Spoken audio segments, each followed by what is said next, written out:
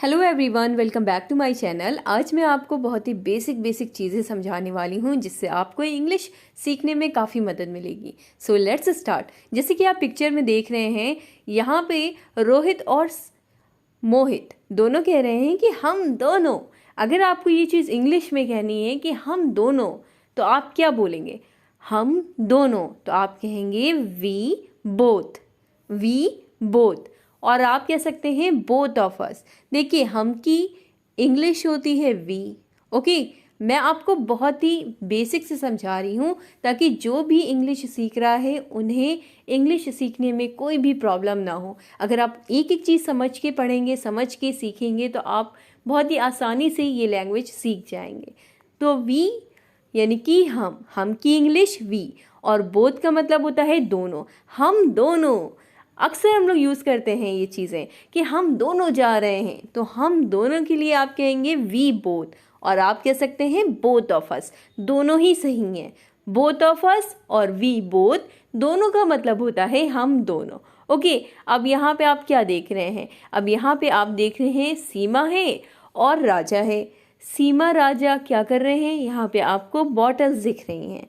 तो सीमा और राजा कह रहे हैं कि हम दोनों की बोतल, हम दोनों की बोतल। ठीक है, यहाँ पे आपको कई बोतलें दिख रही हैं, तो यहाँ पे सीमा और राजा कह रहा है कि हम दोनों की बोतलें। तो अगर उसे यही चीज़ इंग्लिश में कहनी है तो कैसे कहेगी? हम दोनों की बोतलें। तो हम के लिए वी का इस्तेमाल करिए। दोनों की इंग्लिश होती है बोथ, और की के लिए आप यूज़ करेंगे ऑफ।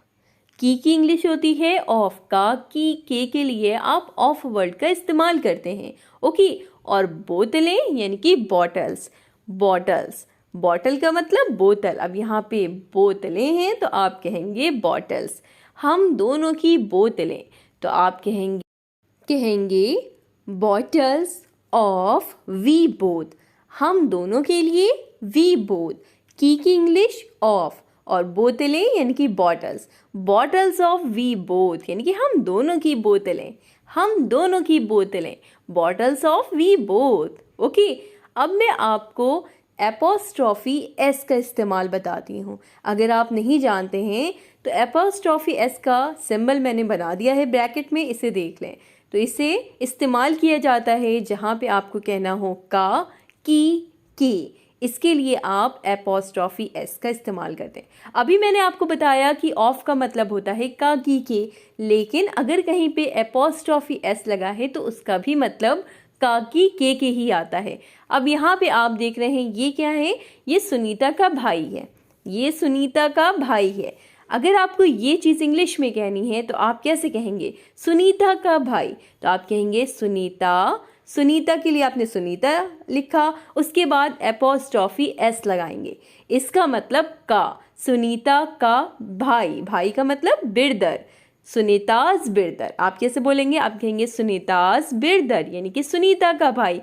उसी तरह से अगर आपको कहना है कमरे की खिड़कियाँ, खिड़कियाँ, तो खिड़की की इंग्लिश होती है विंडो। खिड़कियाँ यानी कि विंडोज।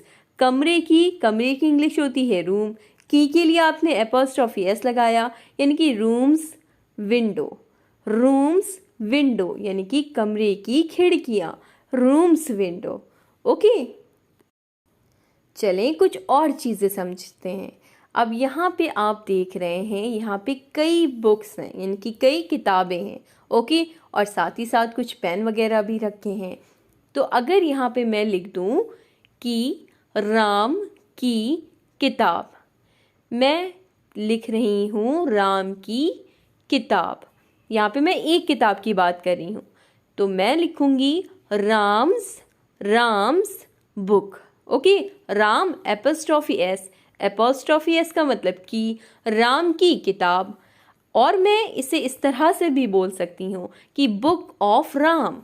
बुक ऑफ राम और राम्स बुक दोनों का ही मतलब होता है राम की किताब। राम की किताब। ओके, लेकिन अगर मैं लिख दूं राम का पेन, राम का पेन, तो भी आप सिंपल इसे ट्रांसलेट कर लेंगे राम्स पेन यानी कि राम का pen. Ram apostrophe S pen. Ram का पेन, या फिर आप कह सकते हैं जैसे कि बुक ऑफ राम लिखा था उसी तरह से आप कह सकते हैं पेन ऑफ राम, यानी कि राम का पेन, पेन ऑफ राम।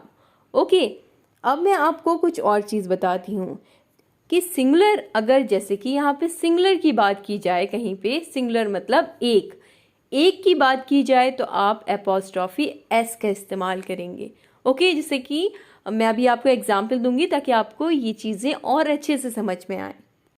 बस आप इतना याद रखें कि अगर सिंगुलर है, एक वचन है, तो आप एपोस्ट्रॉफी एस का इस्तेमाल करेंगे, और अगर एक से चीज़ें ज़्यादा हैं यानी कि बहुवचन है तो आप केवल एपोस्ट्रॉफी का इस्तेमाल करेंगे, एस नहीं लगाएंगे।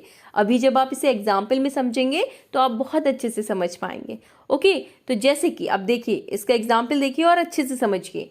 जैसे कि मैंने कहा लड़के का भाई, एक लड़का था कोई, मैंने कहा लड़के का भाई, लड़के का भाई, तो यहाँ पे एक है, तो यहाँ पे सिंगुलर की बात हो रही है, तो आप भाई के लिए ब्रदर का इस्तेमाल करेंगे। लड़के की इंग्लिश होती है बॉय, तो मैंने कहना है, यानी कि मुझे कहना है लड़के का भाई, तो मैं कहूँगी बॉयज़।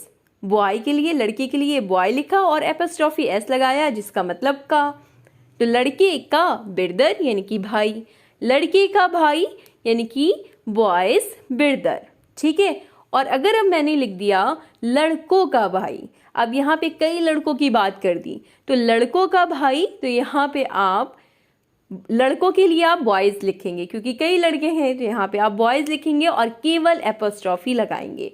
तो केवल अगर एपोस्ट्रॉफी लगा है तो इसका मतलब का होता है, लेकिन ये केवल यानी कि एपोस्ट्रॉफी अगर लगा है तो इसका मतलब यहाँ पे बहुवचन की बात हो रही है, और एपोस्ट्रॉफी एस लगा है तो इसका मतलब सिंगुलर की बात हो रही है। लड़के का भाई, बॉयज़ ब्रदर। ओके, चलिए अब हम प्रैक्टिस करते हैं। Okay, so let's practice. अब मैं यहाँ पे लिख रही हूँ, मैंने कोई भी नाम ले लिया, चले ले लेते हैं, रमेश लिख देते हैं। ठीक है, मैं रमेश लिख देती हूँ। मैंने लिखा रमेश, रमेश की माँ, रमेश की माँ। अक्सर हम लोग ऐसे कहते हैं कि ये रमेश की माँ है। ओके, ऐसे बोलते रहते हैं। तो रमेश की माँ यानी कि Ramesh apostrophe S mother, Ramesh से मदर, रमेश से मदर, ऐसे आप पढ़ेंगे, रमेश से मदर यानी कि रमेश की माँ। रमेश के लिए आपने सिंपल रमेश लिखा, की के लिए आपने एपोस्ट्रॉफी एस लगाया। मैं इसे आपको बार बार तोड़ के समझा रही हूँ ताकि आपको कॉन्सेप्ट समझ में आए, आप कभी ना भूलें।